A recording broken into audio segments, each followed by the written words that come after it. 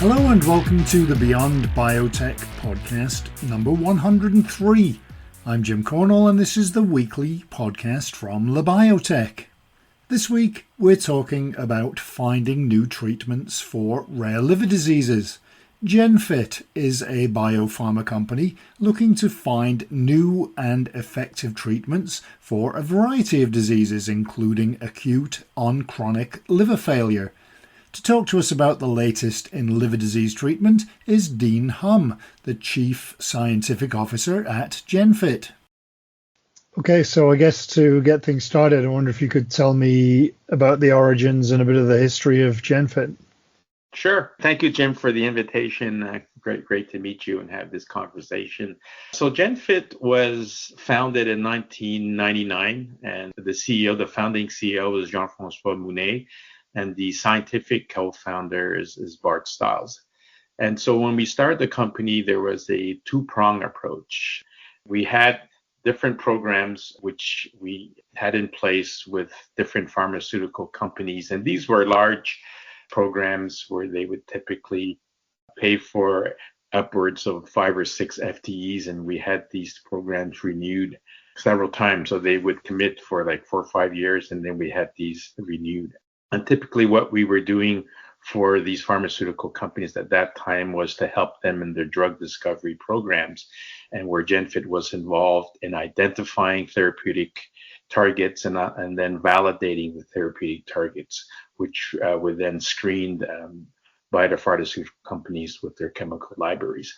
The other second part that was ongoing at the beginning of the company was to also have in place our own drug discovery program, Jim. And so this is with our own medicinal chemists, and we would develop or discover and identify different compounds. And at that time, our focus was on nuclear receptors. Bart Stiles, who's the scientific co-founder, is actually one of the pioneers in the whole nuclear receptor space, and in particular PPARs. And I mentioned PPARs because elafibrinor, as you probably heard about it, is a dual PPAR agonist, and this is a molecule which is discovered from our medicinal chemistry within Genfit. And then, of course, Genfit took the elafibrinor program all the way from discovery all the way to phase 3 in MASH as well as in PBC.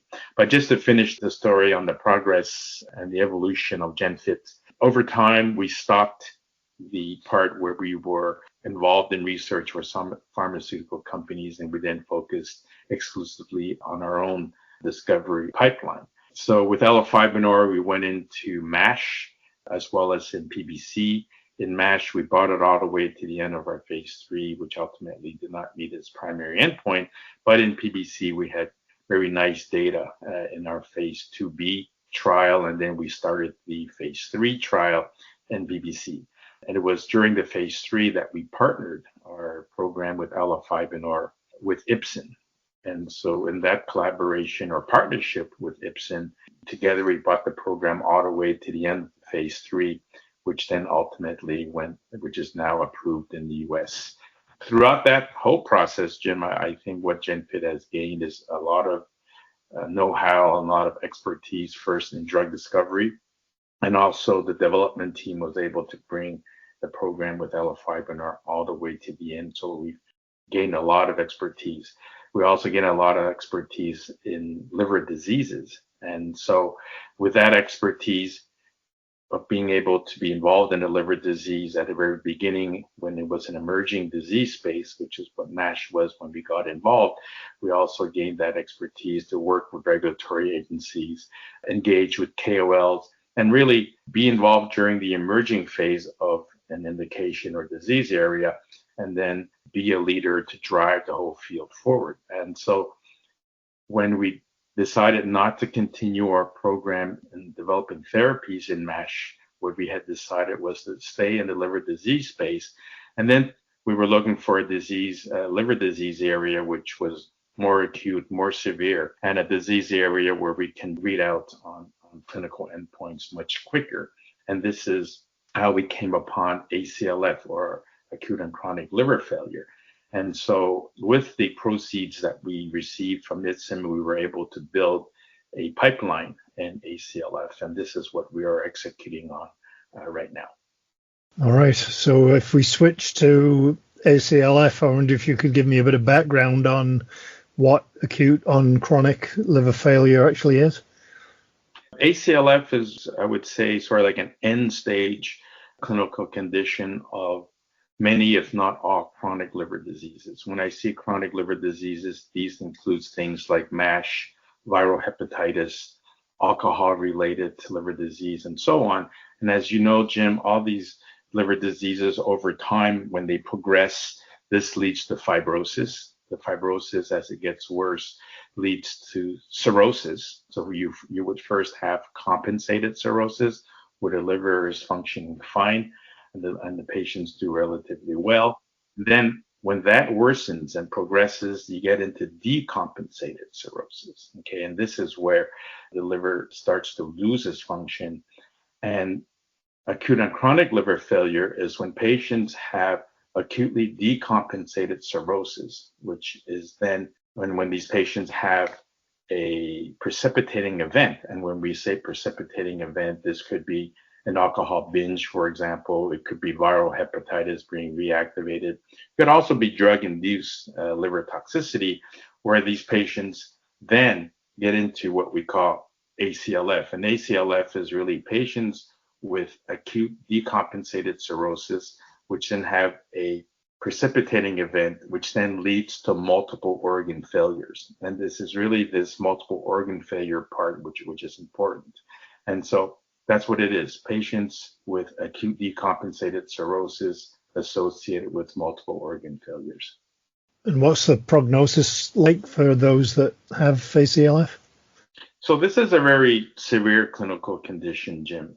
Patients with ACLF, they are categorized according to how many liver failures they have. So ACLF 0 is basically patients who do not have ACLF, no organ failures. ACLF 1 is when the patient has one organ failure.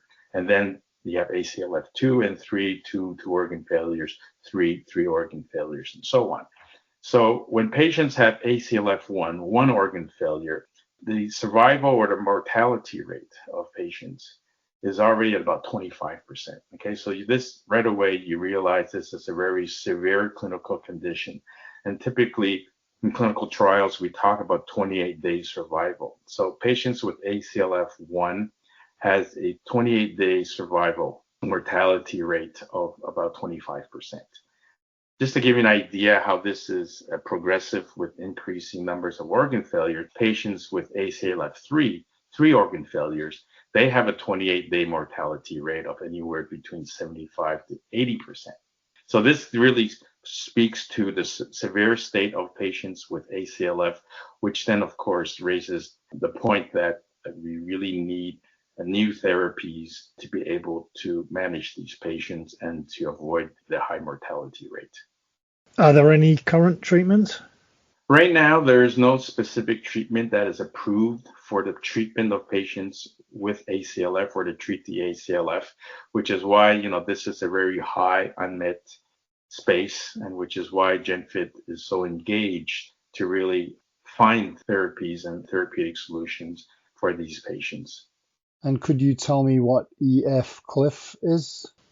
So EF-CLIF is the European Foundation for the Study of Chronic Liver Failure. So this is a consortium which has done a lot of work in ACLF. They have done a lot of seminal work in ACLF. The current definition, which we are using in our clinical trials, and many, if not all, clinical trials use this definition of ACLF. Many, if not all, clinical trials use the definition of ACLF, which is defined by EF-CLIF. So EF-CLIF is a consortium of different investigators, international investigators, who are involved in the understanding of ACLF, as well as thinking of therapeutic solutions, as well as diagnosis of ACLF and so on. A seminal publication coming from the EF-CLIF, one is the Canonic. It's an observational prospective clinical trial which characterizes ACLF patients. And I think another important publication coming from the EF-CLIF is the Predict trial. And both of these are published, and I would invite the listeners to go and if there's any interest to go and look into those publications. All right. And there was the General Assembly that took place recently. What were you at that? And are you able to kind of explain what happens at the assembly?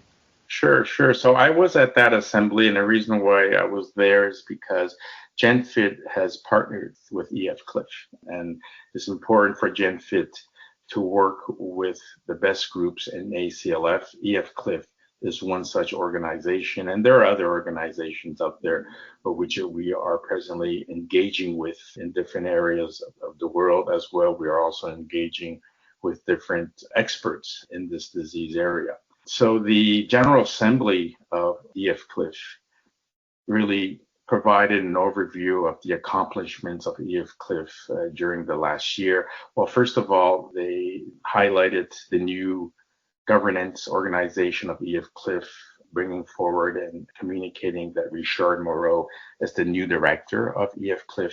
There was also mention of Genfit as a new partner of EF-CLIF. And then they went through different programs which EF-CLIF is involved with. For example, they are involved in translational research. So Joanne Claria presented an overview of what they have been working on in that space. And they also highlighted different trials which are ongoing in ACLF. And of course, our phase 2 trial, Unveil It with VS-01, was also mentioned in that General Assembly. Importantly, they highlighted some interim results from the CHANCE trials. The CHANCE trial is a trial that's sponsored by EF-CLIF, which is looking at any potential benefit of liver transplant in patients with ACLF 2 and 3. And so the interim analysis demonstrated that there is for sure a benefit for ACLF 2 and ACLF 3 patients to be transplanted. And there was also a poster and an oral presentation on that during the EASL conference. And then last but not least, of course, EF-CLIF is involved in cutting edge research, and they're always thinking about, what are the big remaining questions in ACLF as well as in cirrhosis. And so they also spoke to potential new trials which they would like to get off the ground. So really a global overview of the undertakings of EF-CLIF. Could you tell me a bit about Ipsen's work with elafibrinor for PBC and the target PDUFA date on June the 10th? We partnered with Ipsen when the phase 3 trial was ongoing. So together with Ipsen, we completed the phase 3 trial. Right now, Ipsen is involved and responsible actually for any remaining studies with elafibrinor, and Ipsen is really taking that on, and they're doing a great job there. Ipsen also did a lot of the heavy lifting once the phase 3 trial was completed and getting the whole dossier ready for the PDUFA date and for regulatory approval with the FDA. And so they did a great job there. And I think in terms of timelines, they were really professional and quick about it, which is no surprise. I mean, we decided to partner with Ipsen because we knew they were a strong partner. We knew that they were going to be committed in the liver disease space. And so they really shined and showed their capabilities as they got the dossier ready for regulatory approval. So the PDUFA date was June 10th, which of course went very well and which led to the approval of elafibrinor in the States for the treatment of patients with PBC. That's very good news, yeah. Why do you think there's been so little work on ACLF? ACLF has very high unmet need. This is a relatively new space, Jim. I would say today ACLF is where MASH was about 10, 15 years ago. So remember when Genfit got involved in MASH, this was like 10, 15 years ago. And at that time, MASH was also an emerging space. And so Genfit got involved very early, and we were able to move that space forward and remain amongst the leaders. Now, ACLF today is in a very similar spot. Just to give you an idea, I mean, the EF-CLIF definition of ACLF that was provided in 2013, okay, so which is relatively recent. And since then, there has been building awareness and building interest in ACLF. So I would say right now, ACLF is an emerging space. Just to give you an idea, Jim, In the previous 2 or 3 years, when we went to the EASL meeting or the ASLD meetings, there was few mention of ACLF, but I can tell you that last year, as well as this year, at the ASLD last year, and then the current year, right now, we just came back from the EASL meeting a month ago, and there's really heightened interest in ACLF, and this is really highlighted by the number of abstracts as well as the high participation rates when you go into presentations, oral presentations concerning ACLF. EF-CLIF also provided quite a few presentations on their programs, and I can tell you that there was a lot of attendance at those different presentations. So an emerging space, building interest, of course, and I think right now Genfit is in the driver's seat with our pipeline of programs and hopefully provide clinical benefits with our therapeutic approaches that we are developing. Are there other companies or other research taking place in the area right now? Yeah, there are different companies and different programs which are involved. The one that comes to mind is Grifols, which is doing a lot of work to look at the potential benefit that treatment with albumin may have on ACLF patients.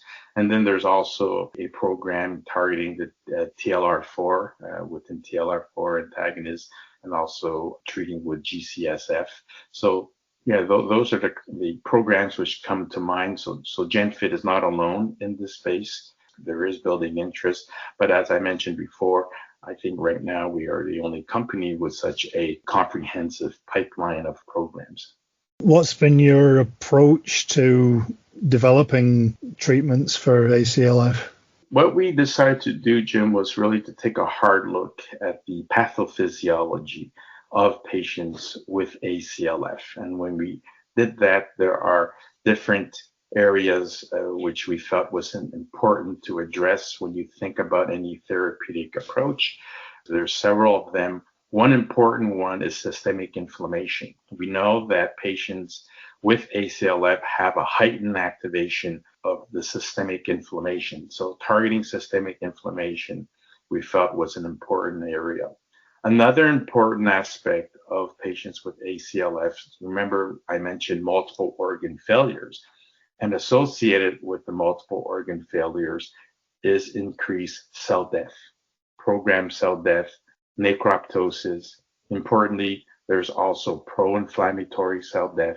So really we felt and we believe that targeting cell death is also an important area. And then the third area which we wanted to target, which we are targeting, is the microbiota. Like many chronic liver diseases, dysbiosis is an important aspect.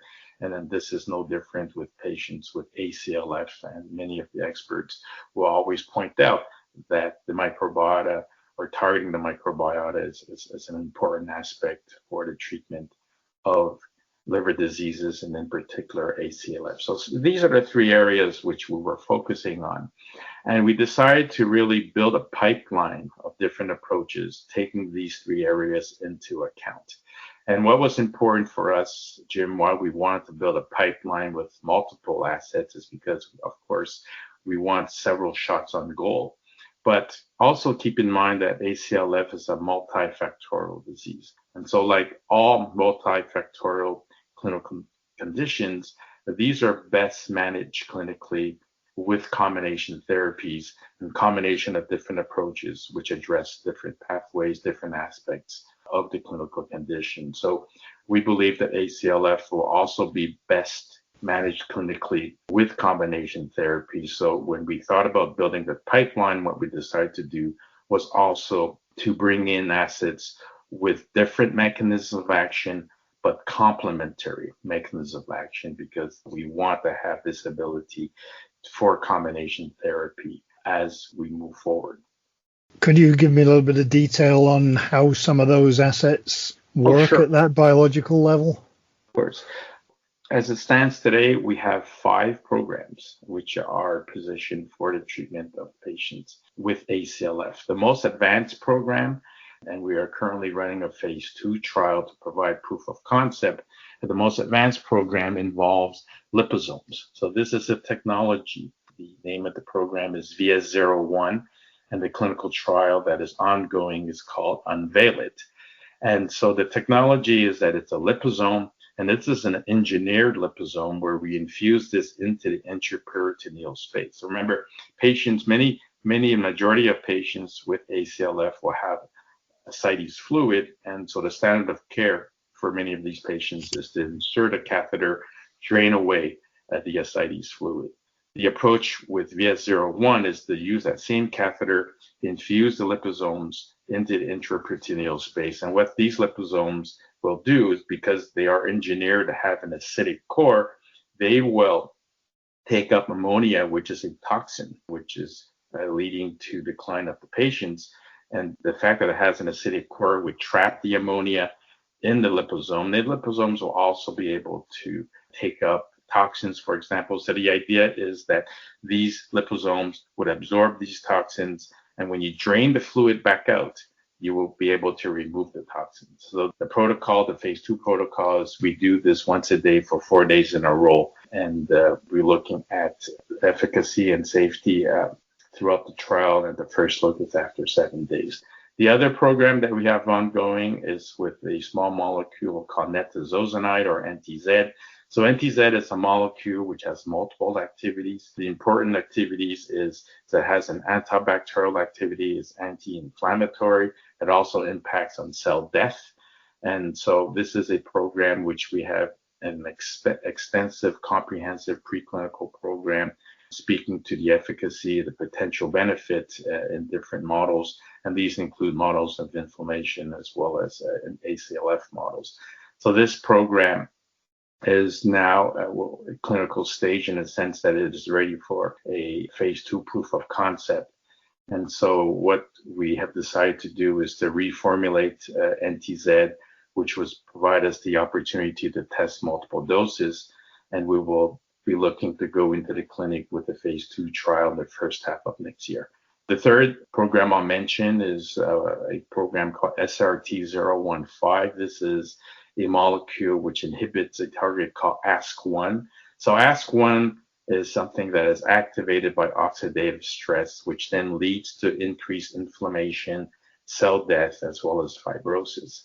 And so this is a molecule which we in-licensed from CLRock. So CLRock is going to move forward with this molecule for the treatment of patients with MASH. But Genfit has in-licensed this molecule, and what we are going to do is to formulate an injectable form of this molecule and then test it in patients with ACLF. Right now, the team is working to provide preclinical proof of concept, and then we're also looking to bring this into the clinic for a proof of concept trial in the first half of next year. The next program I mentioned is a small molecule that targets the NLRP3 inflammasome. As you may know, activation of the NLRP3 inflammasome leads to increased inflammation, but it also leads to increased cell death, something we call pyroptosis. And pyroptosis is a pro-inflammatory cell death. And so this, we feel, is a very important mechanism for the treatment of patients with ACLF. So again, we're looking to provide preclinical proof of concept, and then we'll move towards a clinical proof of concept. Well, first phase 1 and then phase 2 as we move forward. The last program I'll mention is a small molecule, which is a urease inhibitor. Okay, so this targets microorganisms in the gut, which convert urea to ammonia. And as I mentioned before, ammonia is a toxin. And so the idea here is to use this molecule to inhibit urea and to lessen the concentration of ammonia in patients. Right now, we feel this is an important approach for treatment of patients with hepatic encephalopathy. And as you probably know, hepatic encephalopathy is an independent risk factor increasing the mortality of patients with ACLF. So in a nutshell, these are the 5 programs which we have in place for the treatment of patients with ACLF1 and ACLF2.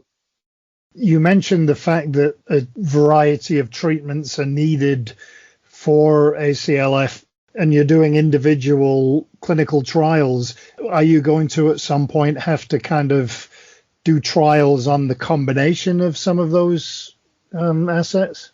Yeah, the way we would proceed is, of course, provide preclinical proof of concept. And the team is also, as we speak, working hard to build our strategy as to how we would test these combinations eventually in the clinic. So, yeah, this is something that we are working hard on, and we'll move towards that.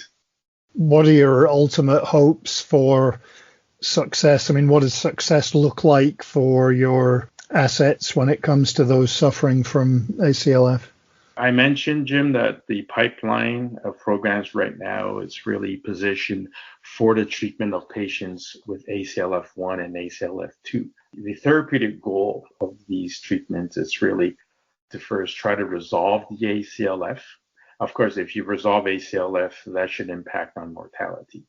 What's also important is that we halt the progression of ACLF in these patients and to stabilize these patients. And that is going to be important because we know that liver transplants are beneficial in patients with ACLF.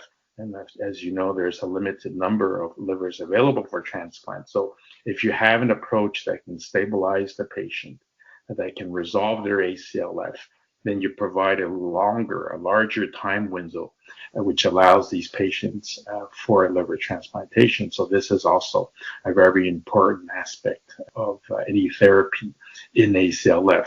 So for these patients with ACLF, our hope is that the technologies or the assets which we are developing, our pipeline, of course, will be able to impact on resolution of NASH, increase survival, and also stabilization and allowing time for transplantation. In a nutshell, basically, it's important that, right now, patients who show up with ACLF, I think is very daunting for the clinicians who have to manage this clinical condition.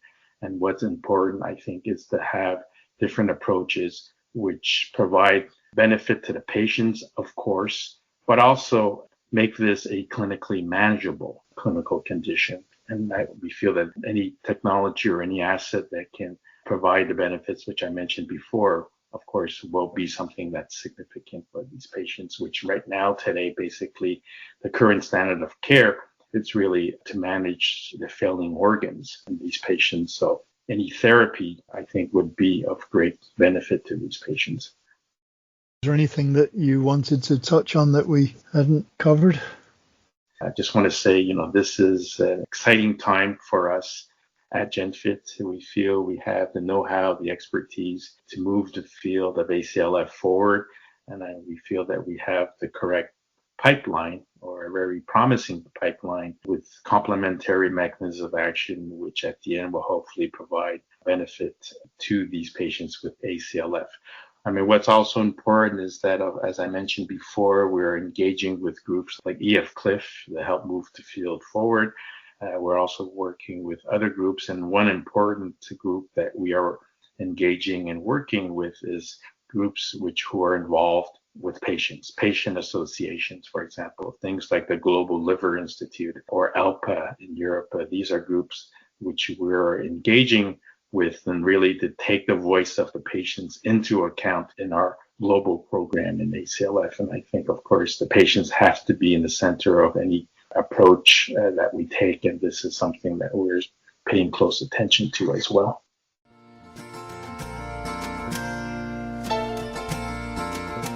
Well, it definitely seems like Genfit and others are starting to make a big difference in a clear area of unmet need in the liver disease space. Don't forget to check out the latest news and articles over at Labiotech.eu, and I hope wherever in the world you are, you have a great week ahead. Thanks for listening, and I hope you'll join us again next time for another Beyond Biotech.